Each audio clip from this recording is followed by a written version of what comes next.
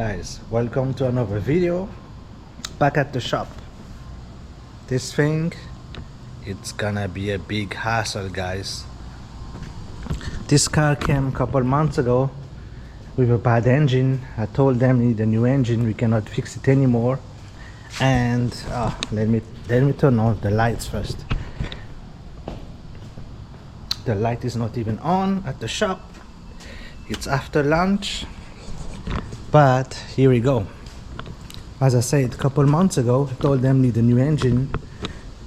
They didn't want to listen because there's no more compression on cylinder 1 and 6 or 1 and 8.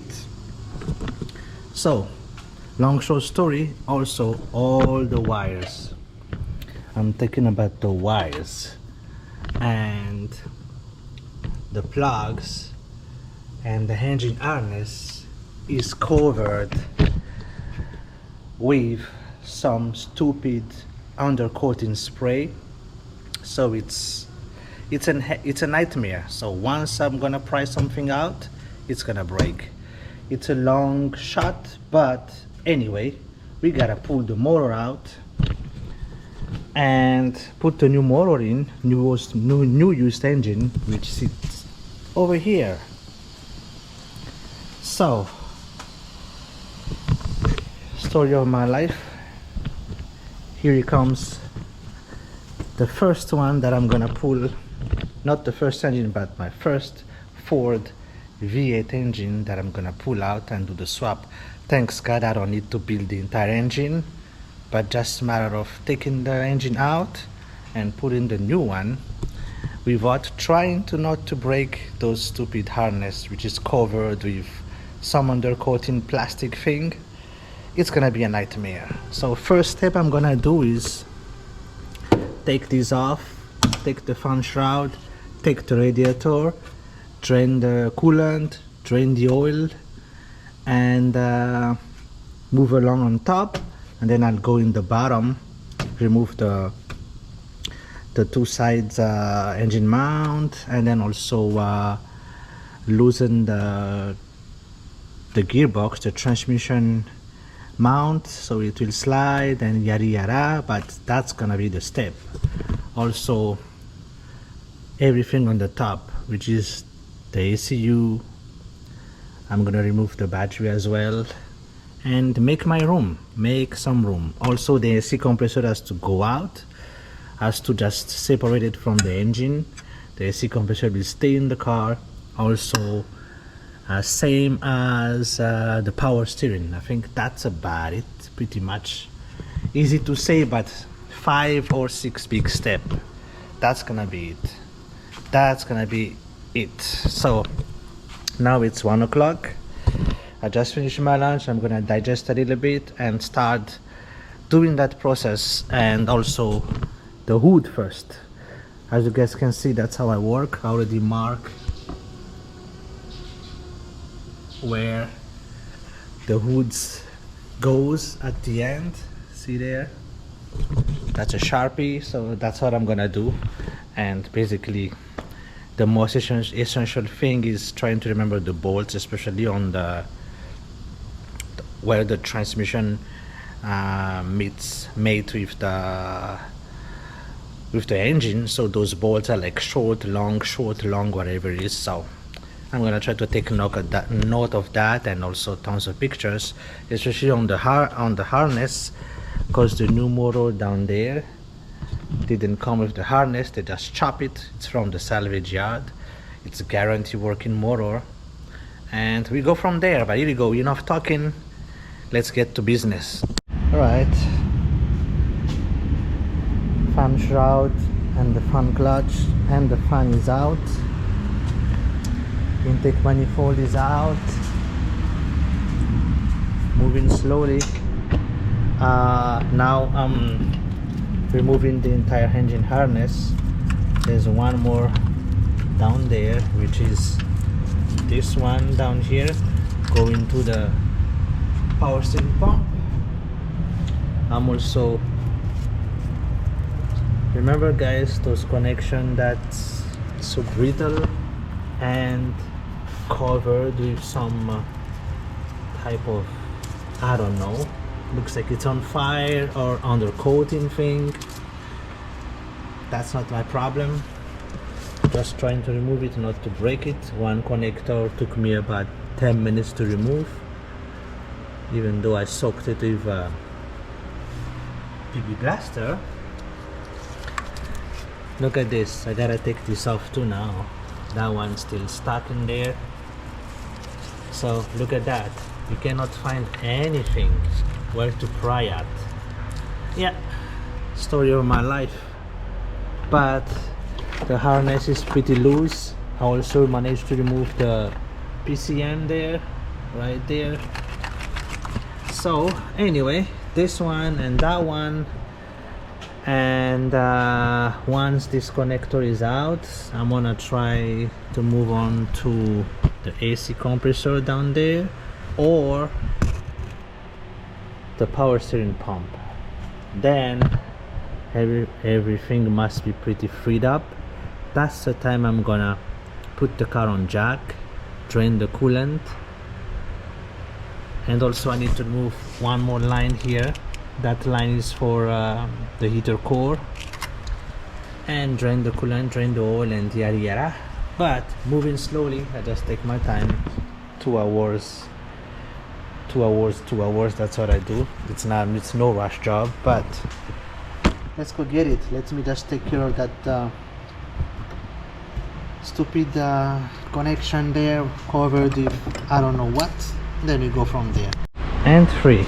So the engine is about to be pulled out and we'll continue in the morning, but it's ready to be pulled out. Everything is out. Just right, another day, another start. The motor is completely ready to be pulled. You guys can see it's moving, and I just need to bring the engine hoist and get some chain. I'm missing the chain. I'm missing my chain. I don't know where did I put it because the straps won't work. So looks like our boy right here might have to get some chain. How many red cars do you guys see? 1, 2. That's a C7 Corvette stick shift. And 3. So the engine is about to be pulled out and we'll continue in the morning, but it's ready to be pulled out. Another day, another start. The motor is completely ready to be pulled. You guys can see it's moving, and I just need to bring the engine hoist and get some chain. I'm missing the chain. I'm missing my chain. I don't know where did I put it because the straps won't work. So looks like our boy right here might have to get some chain.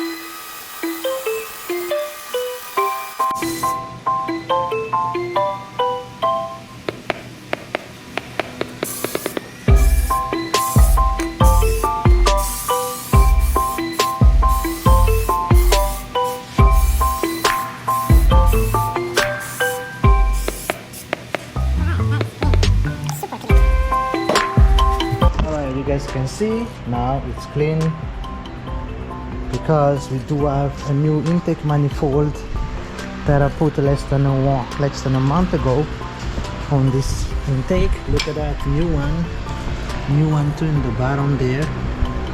So that's from the old motor. So we're gonna try to scrape those, save those, and use on this motor later on. Not the manifold. We're gonna use the manifold on this motor, but just the gasket. Here we go. I mean the gasket. So now let's figure out how to remove the over guide pin so I can put it in here, and then that will hold in place, and then we can mate that thing together. Let's see what happens.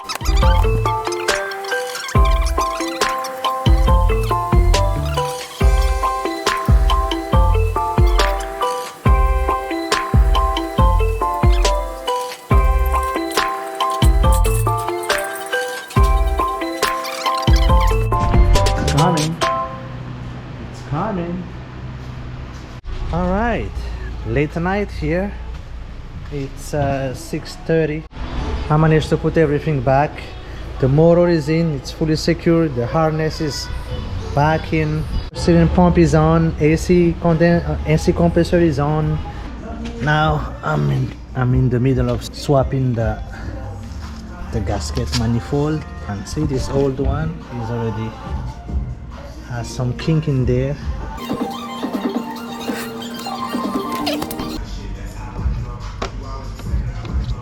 There it is. All right, it's fully swapped. All right, now I gotta trace the wire and put it back on the car. I'm just gonna check which wire goes in.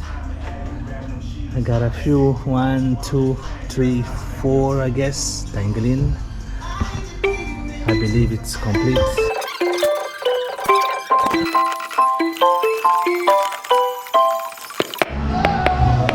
Alright, so everything is hooked up.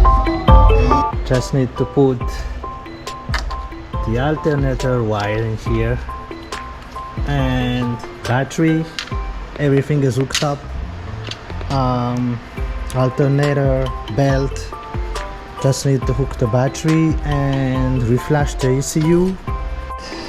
Battery is on. Ignition position on. So car is on basically without running. And also we are doing the cam phase reading phaser. Here we go, the cam phaser thing. That's what they install on this truck on the old motor. So now I'm putting it back to stock. It's getting there, getting slowly. We are at 73%, and that's what was my concern, because it's my first time. But good thing it's easy to navigate. You can do it. I can do it. Turn off the ignition and that's about it. Turn it back on. Now the computer is writing. Here it is. I'll take you guys along again on the first crank. That's what I meant about it. Now the computer is still writing down there, and you're just gonna have to wait. Here we go. All right. Oil is going in. The master flow from the intake, trans fluid, and let's give it a crank.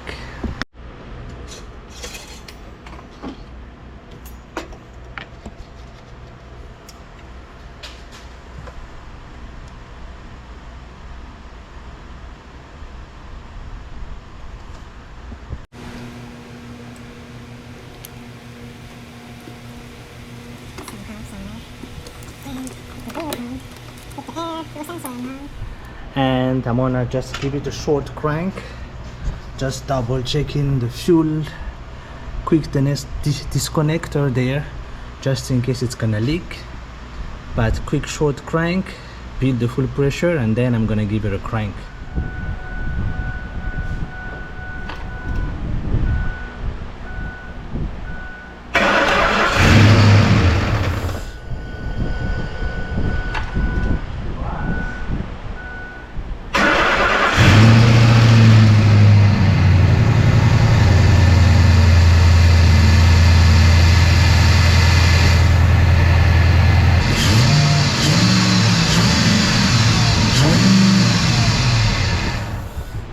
All right, success.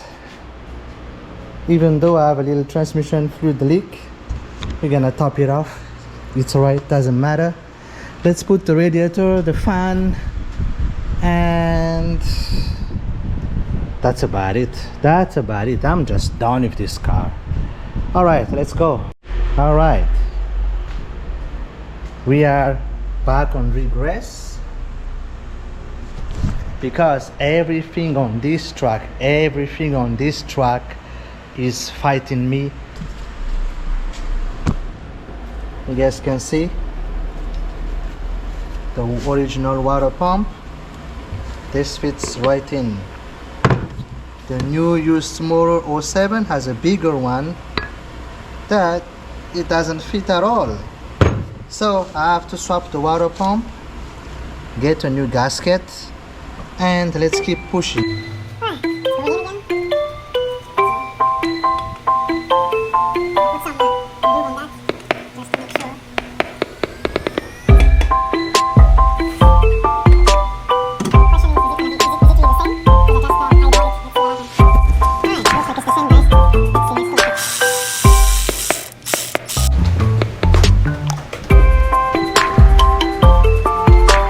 Alright, we are ready for the initial start. Heat cycling. I already put antifreeze in there. There's another one there, but I mixed the first one with a little water in case we do have some leaks, so we don't waste any of the coolant, the antifreeze. So it's mixed 50-50, and then you're gonna top off with the oil, nice antifreeze. Let's give it at the initial start. Heat cycle, and let's see what happens. Alright. There's that stupid key again.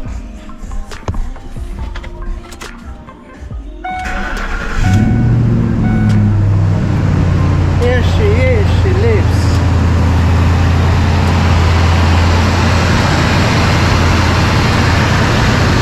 Let's check for leaks. It's another day at the shop, but we are not done yet with this baby. This little beast that's driving me crazy. Customer wanted to pick it up, but there's a tiny whining nose at idle. Only when it's idling there's a tiny light whining nose. Looks like the nose is coming somewhere in between the engine and the trans. Alright guys, the smile and the relief on my face. Oh my god, finally. Just 25 minutes fix. Look at my hands. Put the belt on, but I'll take you guys along. Let me put my tools on the floor. So what happened was, this vacuum hose right here on the intake going here, I plug this going here. So I just switched those vacuum hose, and no more, because I believe the car didn't have the right vacuum suction going to the evap canister, whatever it is right there, and it's like the vacuum was like conflicting. I don't know how to explain it, but I just know it. So I pulled this off. Well, first of all, I pull this vacuum hose off when the car is running. The nose stopped, so I was relieved, like, you know what, it's gotta be somewhere there. So I just switch it. Car is good to go to the owner. Oh my god. All right, that's it. Now it's been running for like 20 minutes. No more hassle. All right, get out of my way now, get out of my view. Bye bye.